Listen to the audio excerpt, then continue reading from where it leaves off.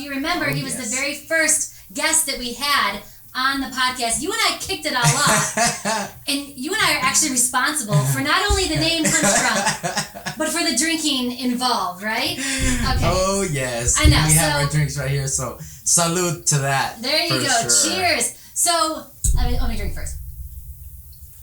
That is so good. So this is the absolute juice. Are you the bartender for this? I know. I don't know if I'm a very good bartender, but when the alcohol is good. So it's absolute juice, and it's literally apple juice and the vodka, and it is so good. This is obviously the apple version. They've got strawberry too.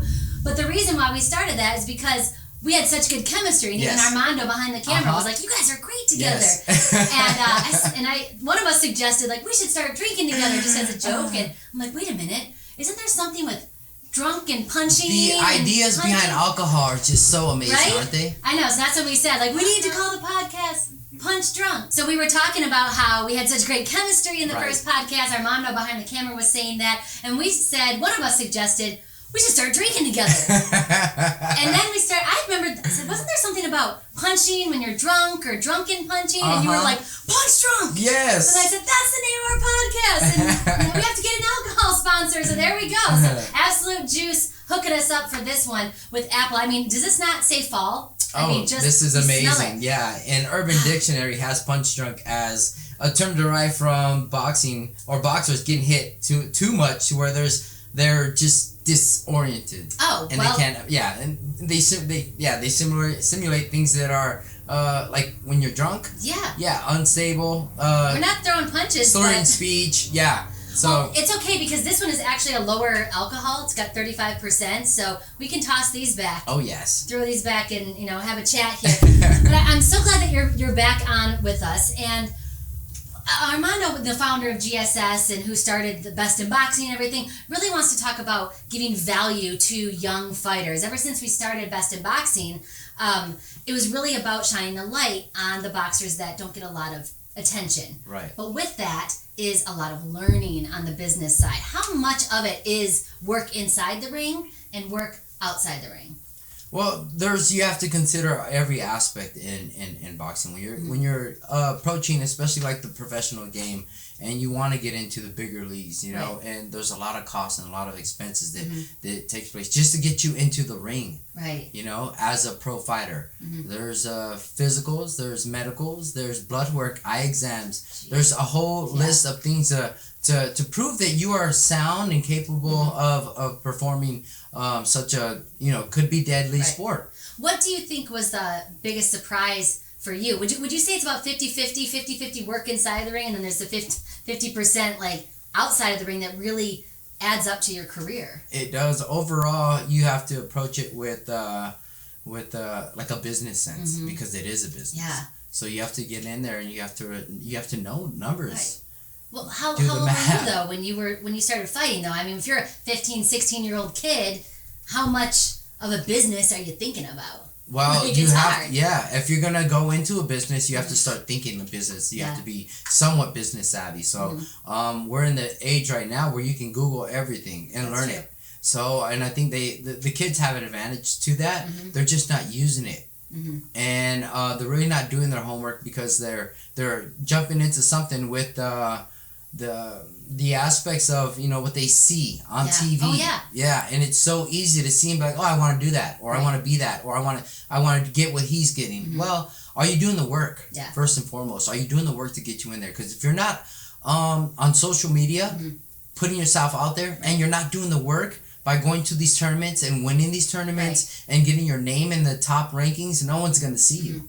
You're not going to get belts like this. Right. That's the thing. And I think that a lot of kids see this and just think, oh, I want this. I want belts like this. You said you defended this one like five times. 5 times. Beat up. Yes. I received an award in Cancun for this one here. And that's why, you see, this one's meaningful to me because I won this one here at the Texas station. Nice. My family was there. My brother, who was just on the show, was there in the ring with me. Yeah. And he was crying. And I have a picture because for his birthday, I posted a picture of that moment because it's meaningful to me and it was a good time in my life, in my professional boxing career.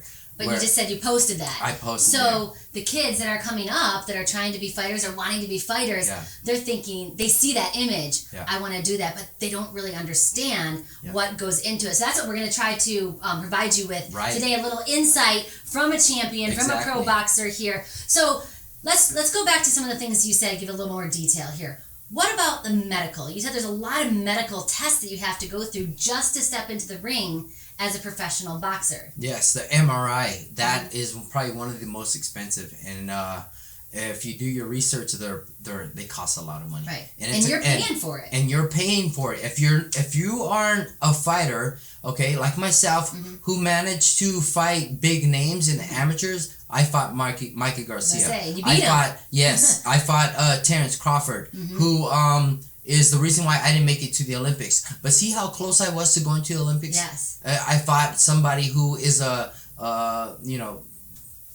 champion in multiple weight classes. Well known, too. Well known. But that's the work that I did to get myself there, so to get myself noticed. Okay, so it's not just going to, a promoter's not just going to walk up into your gym and be like, hey, you look good. Yeah. You suggest going to some of these tournaments often. Fighting big names. National level tournaments is what you have to win to get recognized. I had do you think people scouters. There's promoters out there who send their scouters to go look at talent. Talent in the maybe 16, 17, 18-year-old, if you're an amateur in that range, they're going to be looking at you. Yeah. And they're going to be scouting to see if you're ready for the pros, because that's usually when fighters turn pro, around that age. Right. I was 16, about to be 17, and I qualified for the Olympics. And I didn't make it. So what I did was I went back and I thought about it. I'm like, you know what? I think going to the Olympics is very, very important. It's something for another 4 years. Do I want to wait another 4 years? And I thought to myself, yes, I do. Because when you make it to the Olympic level, there's so many sponsors out there who are going to pick your name up and they're going to pay you for the hard work you did. Yeah. It's a lot. It's a worldwide recognition, and there's a lot of value in that. Right. And when you take don't sell yourself short by just turning pro for a check. Right. When you can go to the Olympics, or you could get real close and make a name of yourself. So you made it, or you didn't make it? I didn't make it. You didn't make it, but you waited the 4 years? And it was worth it. It was totally worth it, because in that time frame, my body didn't mature. I was still a kid. By the time I got 20, almost 21 years old, and I turned pro, I was more mature, mentally and physically. Ready for it. Yes. I gotcha. Yeah. Okay, so national level tournaments, really where you can get your name out there, even as an amateur, that's where you're going to stand out. And the scouts are going to say, that kid's ready, that one's not. Yes. That one's ready. Okay. And that's what you did. Like you said, you fought some really big names. So that's a really good step. All right, is it something that amateurs are not doing enough of? Or do you think it's just that only a few people rise to the top? I think a lot of them fight and deal with the politics in boxing, amateur boxing, and in professional boxing, to where it just kind of makes them easier to be. I've had enough of this, let's go at least if we're gonna train and fight, let's go make some money for it. But they cut themselves short. Really, they don't know what really goes into like the medicals that I was just talking about, how much all that costs before you make your first dime. How much of that purse are you willing to give up before you can say, oh, I'm making something that I can call my own. This is what I worked for. Yeah, I mean, because you said you have to go through a MRI. Yes. And that's, I know, is a couple $1,000, I'm sure. Yes, it is. Pay for that. Eye exams, a neuro exam, a boxing license. With the commission, there's a lot. How much is a boxing license? They range in every state. It's different. Okay. But aside of that, that's an expense. You have equipment, you have food, you have gas, your transportation, housing. Yeah. When I was growing up, I had I had the ability to have good support with my family. My family supported me, and if you don't have that support, then it's coming out of pocket. Thank you, Mama. Yeah, exactly. Yep.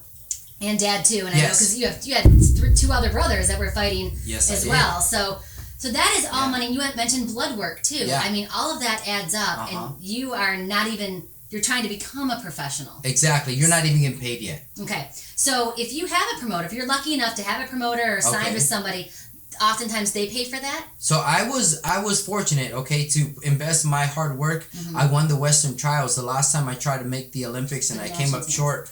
I had a scatters already. From the first time that I went to the Olympics, or tried for the Olympics, I had a scatter, and they were offering me money then. Right. And then later I decided to wait 4 more years, and it worked out for me because at that point I was more mature. And I was ready to turn pro. Right, and you're killing it as Team USA, as a member of Team definitely, USA too. yes. So I was having fun, and that's when I was able to be ready to make my decision. Okay, I'm ready to turn pro now. Right. And I had a little more experience and a little more knowledge. Okay, so I got signed to Top Rank, and Top Rank took care of me, and they made a great. Yeah. They did great work with my career, and I was fortunate to get a signing bonus, and that's something that a lot of fighters don't know, and everything's negotiable, but it's something that definitely helps. It really like boosts. Did you know to ask for that signing bonus, or did they just bring it to you? They offered. Okay, good. They offered. Yeah, they did, and they did a great job with me. Well, they wanted you. Yes, they wanted me. And on the other side, if you are, maybe someone that they're on the fence about, right? you might not get a signing bonus, right? Or maybe if you're approaching you might not know them, to ask, right? If you're approaching them, you know what I mean. You're in a position where you're asking for their help. No, they wanted me a part of the team, and it was clear. Right. By the contract they gave me a great contract. That's wonderful. See, so and that also motivated me and pushed me to work harder. If you don't have that, you don't have that support. Right. It's gonna be super tough for you because you're gonna be knocking on walls all the time. Yeah. So if you're a parent of someone who's trying to come up, or if you're trying to come up on your own, some things to think about. Like you said, you might have to pay for your own medical expenses, several $1,000s of the licensing, all of that good stuff. But competing to get your name out there, hopefully they'll come after you like Top Rank did, which is great. That's one less thing you have to worry about. Being a fighter, you have to train to fight. Right. That's your job. And if you're thinking about other things outside of that, how am I going to pay for the food, gas, training equipment, MRIs, physicals, you know what I mean? It takes away from your work that you already have in front of you. All right, and then to sign with the promoter, that is what? Guaranteed fights, guaranteed paychecks. What else can we expect? Yeah, they take care of a lot of things. That's what I'm talking about. A lot of the things that you wouldn't normally think about, they take care of, so that you can go in there and do your job at 110%. Yeah. Because you actually, during the break, you gave me a little story about what happened once in Texas. You said, yes, but you were you were a signed boxer. So tell me what happened there. So I was signed to Top Rank, and I did my job as an athlete, right? Yeah. I showed up for the weigh-in, and I got on the scale, made weight, and my opponent came in, wasn't a signed fighter. Okay? He was a fighter from Mexico. Got on the scale 10 pounds overweight. Well, in the state of Texas, they will not allow you to change the weights. They will only allow 2 pounds at the most. But within that 2 pounds, they give you an hour to lose the weight. Oh, jeez. Yes. And if you don't lose the weight, then they call the fight off. Can you lose 10 pounds in an hour? Yeah, I don't know. That's 2 maybe. Yeah. Okay. But since he wasn't a signed fighter and I was, I did get paid. Yeah. Yeah. And he didn't. So that's the benefit of having a promotional company. Not only the exposure, but it's guaranteed. So you got paid even though you didn't even have to step in the ring. Yes. An unsigned fighter, if the fight's called off, you lose. You lose your money, and all that training and work to lead up to it. Yeah. Now, let me ask you about paychecks. Because, so when you do get the money, for me as my talent agent, I get a check and I cut him a check for, the 10% or whatever. Is that how it works in boxing? In boxing, a promoter will pay you. Okay. And give you the check. So, I would get paid by Top Rank Boxing. And so that would be negotiated before the fight? Or would they already have, like, your first, when you sign, your first 5 fights are already negotiated? Yes, they pretty much are. There's a minimum of, for 4 rounds, 6 rounds, 8 rounds. There's a minimum. If you can negotiate a little more, then it can go higher, depending on where it's at and who you're fighting to. So if you get, knocked out in the first round, you don't get as much money as if you made it 5, 6 rounds. No, not exactly. Okay. If you're fighting a 4-round fight and you get knocked out, then you get paid for what you signed for. Oh, good. Doesn't matter. Doesn't matter. Oh, cool. But yeah, it kind of takes away from your next check because then. We've got to renegotiate. Yes, exactly. And a promoter has the right to drop you whenever they want. Really? Yes. You don't sign for like 3 years? You sign for 3, 5 years, whatever you sign for. And they can still drop you? And they can drop you whenever they want. I need this. Oh, yes. Here. They can just drop you? Yes, they can. Yeah. That's not fun. It's not. But the security of being able to get in there in the ring and not have to cover all those expenses is pretty much one of the things you have to not worry about. Yeah. If you're getting into a dangerous sport like boxing, it's. And how often are you having MRIs? You have Right. to have it just to get into the ring, and then if you get, you after a fight, are there certain protocols you have to go through? And if you're not signed After a fight, see, that's another benefit that you picked up on right there and it reminded me of. After a fight, if you break your hand in a fight, the promoter will take care of the expenses. Okay. Yes, in a matter of time. Right. If you wait a couple weeks, then probably not. But Right. you know what I mean? Yeah. So those are benefits. Right. They would take care of the medical bills. Gotcha. So you have to, you want to get signed. And Of there's a lot of course. kids who are like, I'm going to turn pro Yeah. even if I don't have a Yeah, and I'm promoter. gonna start making all this money. See, they watch too much TV. Too much Mayweather. Too much Mayweather. Everyone thinks it's like that. It's Mayweather. You know what I mean? And it's not. No. You can pretend you're him, but you're not gonna get the treatment he gets. Right. He works. He works his ass off for what he totally. does. Yeah. So. And he brings in the people. He brings in viewers. He brings in. Yes, I mean, he does. I watched the fight too. I mean, Right. like, there's people that never watch fights that watch that fight that pay Yes. for it on pay-per-view. Right. You know what I mean? So like, he earns those paychecks, but they think that that's what the lifestyle is. Of a fighter is. Yeah. I mean, And trust me, Diego doesn't walk in here, throwing dollar bills around, but I don't think that's really your style. Yes. You're a little bit more laid back. Yeah. Yeah, I'm not going to the strip clubs and doing that whole thing. I mean, a lot of that for him, he can because it's part of the show too, and it's part of his show. Yeah, and branding.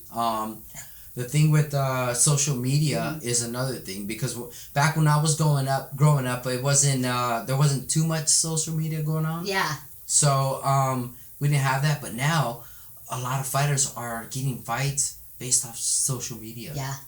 You know what I mean? Because they draw attention. Yes. Well, that's what Armando and I had that discussion too. Was a promoter promotes an event. Right. In between the events, or if you don't have a fight coming up, you better be on social media promoting yourself because it's all about your own branding and your persona. I like it. So really, is that one thing that you would suggest for kids too? I mean, maybe they don't win the Western trials like we did for Team USA, but is that something that you suggest they can keep doing, like keep posting and keep trying to get out there? Keep posting because you never know who's going to see that video. Right. You don't know who's going to see that image, that picture. We're in the age of social media. Right. So, yes, use it. Use it to your advantage. Keep going. And, I've heard that I'm one of the worst for it, because I don't post as much. But there's people and viewers for you. Everyone has an audience, and whether it's small, it can grow from one day to another. Right. Yeah. It really can. Well, that's the whole idea behind GSS is that the viewership is there. Yes. They're just waiting for the content. There are a lot of people around the world who are into boxing, and until, global sports streaming put up some of the undercards and all those great fights, some of these fighters were unknown, until you see them on Best in Boxing because, Armando and GSS are giving them a chance. Yes. That's where we're shining a light in kind of that darker area, and social media is another way to do that. That's a great way. I've experienced a few fights in Tijuana area, and some of these guys that I was interviewing down there just had the tenacity to get in the ring and fight. Yeah. And they were fighting for different reasons. It wasn't really, to make a name for themselves. They just wanted to fight. Yeah. They had some kind of fighter inside of them. Something inside of them. They just wanted some anger or something they were fighting already that they wanted to get in the ring and use it to their advantage. I gotcha. Yeah. All right. Now, when we think about the money, let's say when you first start out, you're not going to get probably a large purse, as they call it, $5,000, whatever, $10,000, whatever it is. How much of that are you actually taking home? Because I think that young fighters, particularly amateurs, they think, ooh, $10,000, $50,000, $100,000 for my fight. It's not. You're not getting a lot of that. Learn basic math is what I want to talk to these young fighters. Yeah. If you're getting a paycheck of this amount, of a certain amount, 10% of that goes to your coach. Okay. Automatically. Yeah. You can range it anywhere from 15 to 33% goes to your manager alone. The promoter. The manager and the same thing, right? No, they're different. Geez. Manager, is something else. A manager manages. A manager's pretty much a middleman. I would say, point blank, a middleman. They relay they speak to the promoter for you. I'm doing this math here. So you made $5,000 for your first fight. Let's say your first professional fight. And that's a lot. Yeah. That's a lot That's a lot for a first fight. If you're barely coming up and no one knows you. You can get as much as $1,000. Yeah. So but you want to get in there and get known. So if you're just Joe Schmo and you got the ability to get signed with a promoter, right? And say your first fight is $1,000. Let's break that down. Right. Okay, so $1,000, and that everything goes off before taxes. So $1,000. So 10% goes 10% to your coach. Okay, so that's $100. Anywhere from 15 to 33%. Jeez. Which is negotiable, so and fighters need to learn that. Could be up $300, let's say, because that's 30%. Gym fees? Yeah, gym fees, MRIs, things like that. Geez. So let's not even go there. You have a cut man. That's 2%. 2%. Okay, so that's about, what is it? 20. What's 2? 20. Yeah. So you get all that. Okay, so 20, and then and then you have taxes on top of that. IRS. Yeah. Let's not forget him. Because if you do, you'll end up like many fighters do. Broke. Yes. Yes. Yeah. Because there's interest on those late payments. Okay. So this is just for your manager, the promoter, your coach. Is that different than the manager? No. Yes. So the coach is $100. Let's see if we're doing 10%. 30% of $1,000 is $300. That goes to the promoter, right? And then the cut man's gonna get manager. Manager. Yes. Okay. Manager. We're doing the math here. Right here. And then breaking it down. Cut man, he's making 20 because he's only $1,000 the first time, and that's the coach. And then the second $300 is like IRS because usually, maybe 20% because you're probably anywhere, anywhere, because you're not that tax bracket yet. Yeah, IRS. Yeah. So then we've got this is $500, $620. So we're talking you're making a couple $100, $300. Yeah, and training camps are how long? For say a 4-round fighter will train 6 to 8 weeks for that fight. Oh, jeez. And so you made $300. You're actually taking home $320, if my math is correct. I'm a journalism major, so if it's wrong, don't drag me across social media, people. Right. But about $320, you're thinking, is it worth it? Yes. Is it worth it? And like you said, you paid for the training camp to get up there. Yes. And that's 6 to 8 weeks. Yeah. So you're talking gym fees and stuff. Food. Yeah, that's what I'm saying. It's important. If you don't have family behind you, helping you and supporting you, other people, like a promoter, you're not making much. So you're in the hole. Yes, you're in the hole. Because I can't imagine training camp and gym fees and food and all of that is less than $320. You know what I mean? We need equipment. Because the gloves are different, right? Yeah, the gloves are different. Everything's different. Headgear, cup, mouthpiece, these things, training shoes. So you're in the hole. You're in the hole. But you're like, I made $1,000. Yes. And that's just shortchanging. Even if you made $10,000, break that down. Well, that's $3,200. But that's not including training camp and food and equipment and all that stuff. So I can do that math. Add a zero. I got that. Wow. So those are the harsh realities of what fighters are going through, and fighters like the image of I made $10,000. Right. And they try to live this lavish lifestyle, and it's really not that. And outsiders, maybe family members, maybe close friends, may think you're making that type of money, and you have to. Fighters, you can't be dumb enough to kind of portray that image to you have to be smart. Yeah. And if you're gonna make a living off of boxing and you're getting those numbers, it's gonna be super hard. I would suggest making a career outside of having another source of income. Gotcha. Right. Well, like a finance major because you're going to need it when you look into all of this.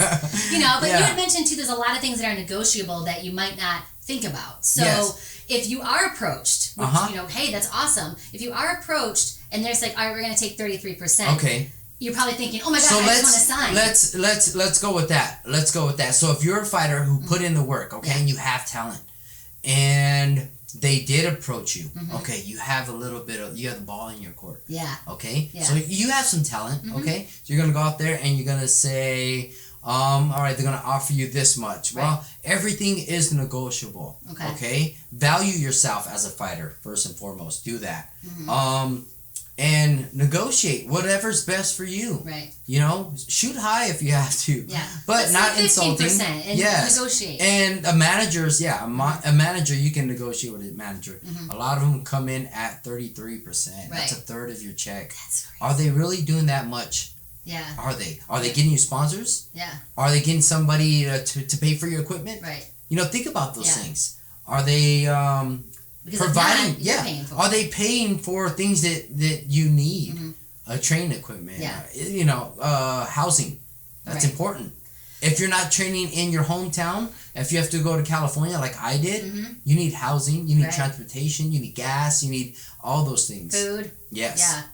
Interesting. Okay, so the manager, like if they do get you a sponsor, do they get a cut of the money the sponsors give you? That's negotiable. Remember, fellas, everything is negotiable. So try to do a little bit of homework on business. Yeah. And really look into it before. It's scary though, because you think like, oh my gosh, my dream of becoming a pro fighter is right in front of me. Yeah. But now you got to be like, well, I'm not going to sign it. Don't believe, everything. It's scary to do it. It's salesmen are out there, you know what I mean? They're going to sell you a dream. Are they going to give you that? Are they giving you that? Yeah. If it's not on paper, it doesn't mean anything. It's what I've known. Yeah, And you got to learn the hard way. Are you willing to put that on paper?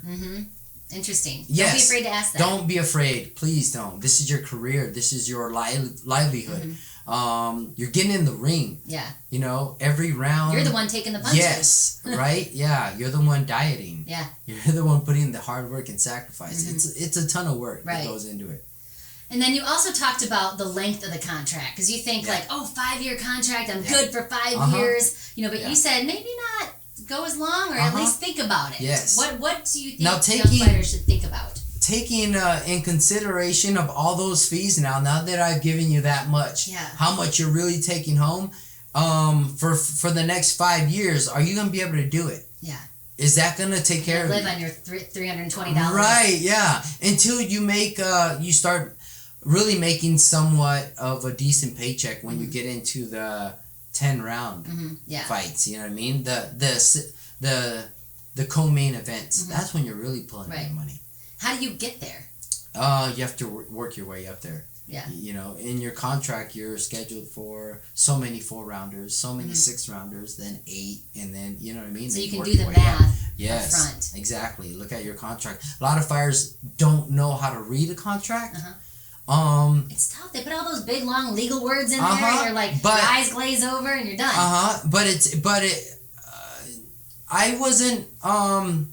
I was no attorney in school, right?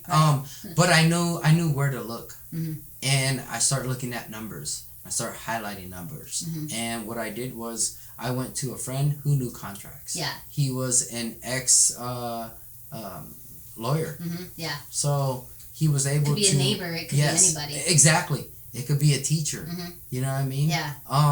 Somebody who can give you a little bit of information. Go out there and do your homework. Right. Yeah. We have so much out there that we can Google everything now. Yeah. Okay. So do a little bit of homework. Look out for yourself is what I'm saying. Yeah.